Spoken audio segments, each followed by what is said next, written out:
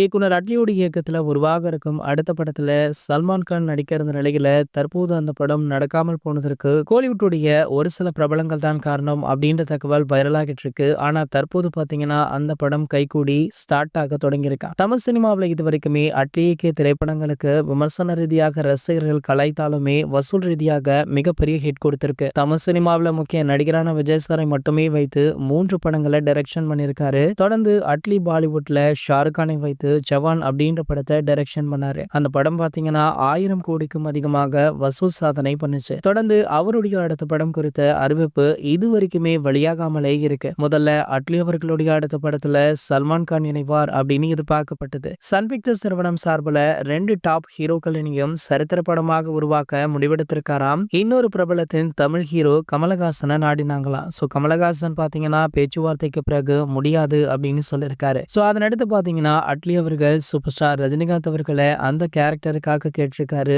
ரஜினிகாந்த் அவர்கள் பாத்தீங்கன்னா கொஞ்சம் டைம் கேட்டிருக்காரு. அதாவது அவர் தற்போது கூலி படத்துல ரொம்ப பிஸியாக இருக்காரு. இதனை முடித்து ஜெயிலர் 2 அதன் பிறகுதான் அட்லி படத்துல இணைய முடியும் அப்படின்ற மாதிரி சொல்லியிருக்காராம். சோ அட்லி பாத்தீங்கன்னா சூப்பர் ஸ்டாருக்காக காத்திருக்கிற அப்படின்ற மாதிரி தற்போது சொல்லியிருக்காராம். இந்த தகவல் தற்போது சமூக வலைதளங்கள்ல வைரலுமே ஆகிட்டு இருக்கு. கூடிய விரைவிலேயே இவங்களுடைய படத்தின் அறிவிப்பு வழியாகும் அப்படின்னுமே சொல்லப்படுது. இது போன்ற சினிமா செய்திகளை பத்தி நீங்க உடனே தெரிஞ்சுக்க நம்மளுடைய சினிமா கொட்டா அப்படின்ற நம்ம சேனலை சப்ஸ்கிரைப் பண்ணிக்கோங்க.